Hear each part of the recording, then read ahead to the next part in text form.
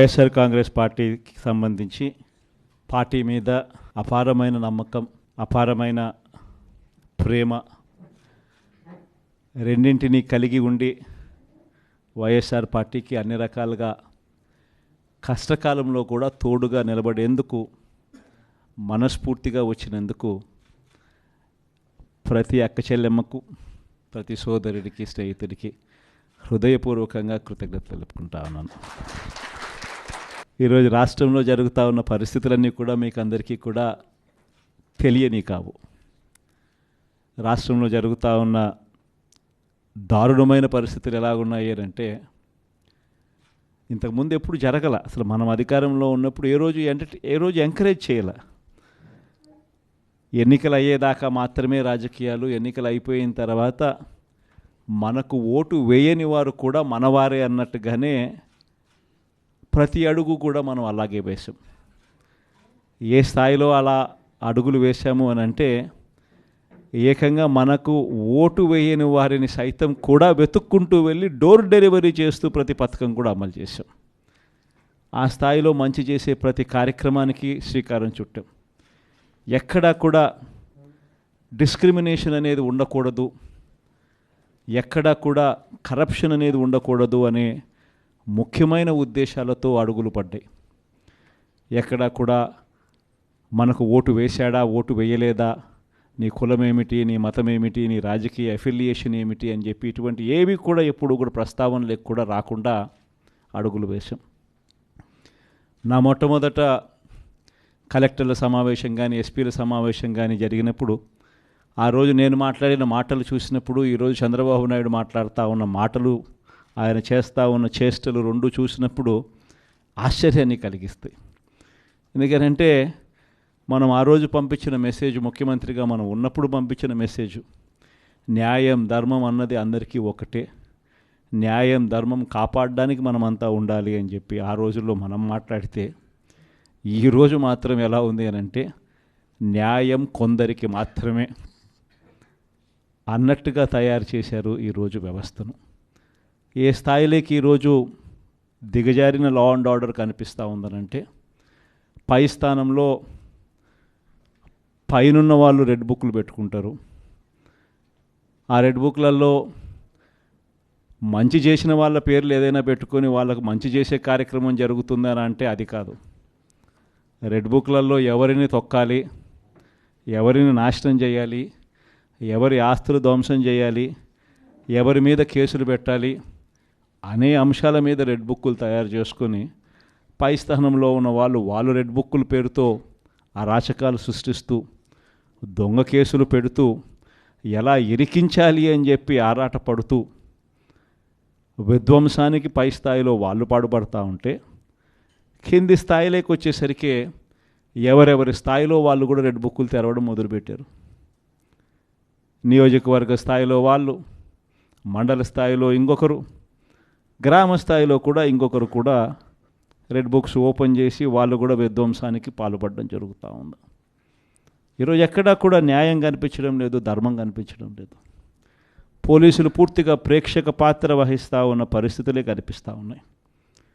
మొట్టమొదటిసారిగా ఈరోజు పోలీసుల సమక్షంలోనే పోలీసులు దగ్గరికి ఎవరైనా కూడా మాకు అన్యాయం జరిగిందని చెప్పి పోలీసుల దగ్గరికి వెళ్ళి కేసు పెట్టడానికి మనం ప్రయత్నం చేస్తే ఎదురు కేసులు మన వారిపై కూడా వాళ్ళే పెట్టే పరిస్థితులకి ఈరోజు కనిపిస్తూ ఉన్నాయి.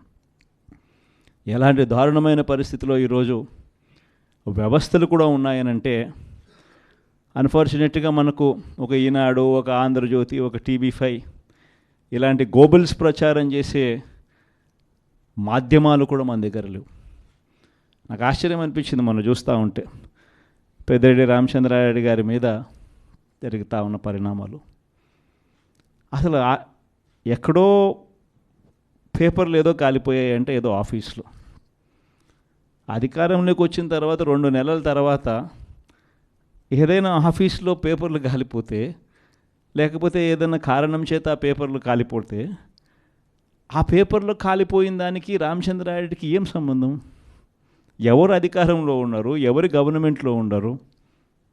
అందులో ఒక చోట పేపర్లు కాలిపోతే కింద ఆఫీసులలో పేపర్లు దొరుకుతాయి, పైన కలెక్టర్ల ఆఫీసులలోనూ పేపర్లు దొరుకుతాయి, ఆర్డీఓ ఆఫీసులలో పేపర్లో కాలిపోతాయి, ఎంఆర్ఓ ఆఫీసులలో పేపర్లు దొరుకుతాయి, ఎంఆర్ఓ ఆఫీస్లో దొరుకుతాయి, పైన కలెక్టర్ల ఆఫీసులో దొరుకుతాయి, పైన దాంతకన్నా పైన హెచ్ఓడి ఆఫీసులలో కూడా దొరుకుతాయి. ప్రతిదీ కూడా డిజిటైజ్డ్ అయిపోయిన పరిస్థితులు కనిపిస్తూ ఉన్నప్పుడు హార్డ్ డిస్క్లు లేవా, సర్వర్లలో ఉండవా? వీళ్ళే ఏదో చేస్తారు, దొంగ కేసు మళ్ళీ వాళ్ళ మీద పెడతారు, పెట్టి మన వాళ్ళకి అంటించే కార్యక్రమం చేస్తూ ఉన్నారు.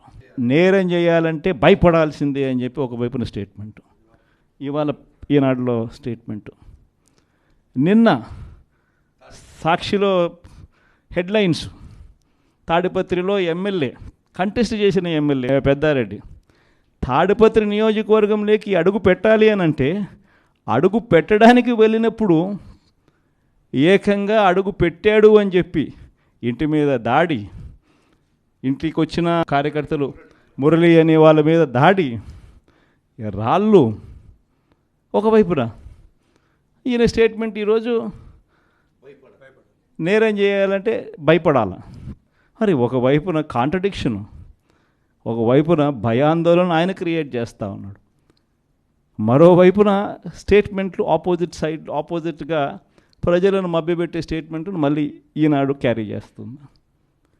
అంటే పద్ధతి ప్రకారం భయాందోళన క్రియేట్ చేయడం, పద్ధతి ప్రకారం ఈనాడు, ఆంధ్రజ్యోతి, టీవీ5, చంద్రబాబు నాయుడు వీళ్ళంతా కలిసి మళ్ళీ ఏమి జరగనట్టుగా మళ్ళీ వీళ్ళు రివర్స్ కథనాలు మళ్ళీ రాయించడం, ఇవి జరుగుతూ ఉన్నాయి. ఇలాంటి పరిస్థితుల్లో నిజంగా ప్రతి కార్యకర్తకు కూడా, ప్రతి నియోజకవర్గంలో కూడా ఈరోజు మీ అవసరం చాలా ఉంది. ఎందుకనంటే కోర్టుల దృష్టికి, న్యాయస్థానాల దృష్టికైనా కూడా ఏదైనా మనం తీసుకొని పోవాలి అని అంటే ఇనిషియేటింగ్ ఎక్కడో ఒకసారి జరగాలి. కాబట్టి మీ అందరితో కూడా నేను ఒకటి చెప్తా ఉన్నా, మీరు చేయబోయే పాత్ర చాలా అవసరం.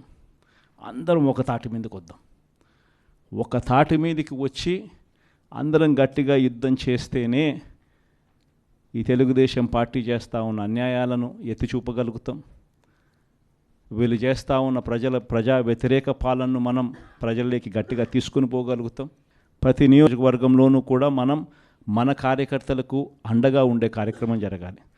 సో డిస్ట్రిక్ట్ లీగల్ సెల్స్ అనేటివి స్ట్రాంగ్ కావాలి, డిస్ట్రిక్ట్ లీగల్ సెల్స్ అనేటివి స్ట్రెంగ్తన్ కావాలి. స్ట్రెంగ్తన్ అయితేనే మనం మన ప్రతి కార్యకర్తకు అండగా నిలబడగలుగుతాం. జిల్లాను ఒక యూనిట్గా తీసుకొని ఆ జిల్లాలో లీగల్ సెల్ ఎలా ఉంది, ప్రతి కార్యకర్తకు ప్రతి నియోజకవర్గంలోనూ ఈ లీగల్ సెల్ అందుబాటులో ఉండడము ఒక ఆస్పెక్టు, రెండో ఆస్పెక్టు తోడుగా ఉండడము. ఈ రెండు జరుగుతున్నాయా లేదా అన్న వాటి మీద ధ్యాస పెట్టాలి.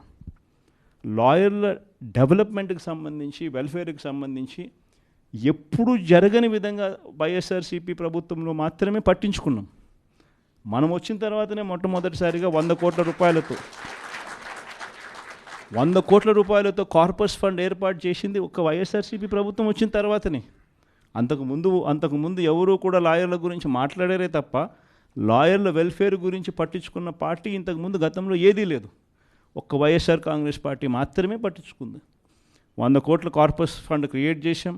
కార్పస్ ఫండ్కు సంబంధం లేకుండా కొత్తగా వృత్తిలోకి వచ్చే లాయర్లు 3 ఏళ్ల పాటు వాళ్ళ వృత్తిలో వాళ్ళు స్టెబిలైజ్ అయ్యేదానికి వాళ్ళకు కూడా అండగా ఉంటూ, వాళ్ళకు కూడా 6 నెలలకు ఒకసారి 30,000 రూపాయలు ఇచ్చే కార్యక్రమం, ప్రతి నెల 5,000తో లెక్కేసి మనం వచ్చిన తర్వాతనే ఈ ఇనిషియేటివ్స్ జరిగినాయి. ఇంతకుముందు ఎప్పుడూ జరగల. మనం కూడా యంగ్ పార్టీయే, మనం కూడా లీడర్ దగ్గర నుంచి మీ వరకు కూడా అందరు కూడా యంగ్స్టర్సే. మనం కూడా ఇంకా ఎదగాల్సింది చాలా ఉంది. కొన్ని ఇంకా సంస్కరణలు, ఇంకా కొంచెం రిఫార్మ్స్, కొన్ని ఇంకా మంచి పాఠాలు ఎక్కడైనా కూడా మనం నేర్చుకోవాల్సినట్టు ఏదైనా ఉంటే కూడా తీసుకుని అవి కూడా మనం అలవాటు చేసుకుని ఇవన్నీ కూడా మార్పులు చేసుకుంటూ ఇంకా కొంత మనం ఆర్గనైజేషన్ మీద ఫోకస్ పెట్టి ఇంకా కొంత దగ్గరగా వెళ్ళే కార్యక్రమం చేద్దాం. ప్రజలకు, నాయకులకు, జిల్లాలో ఉన్న ప్రజలకు, జిల్లాలో ఉన్న నాయకులకు, జిల్లాలో ఆర్గనైజేషన్ పెరిగేట్టుగా అడుగులు వేయాల్సిన అవసరం ఉంది.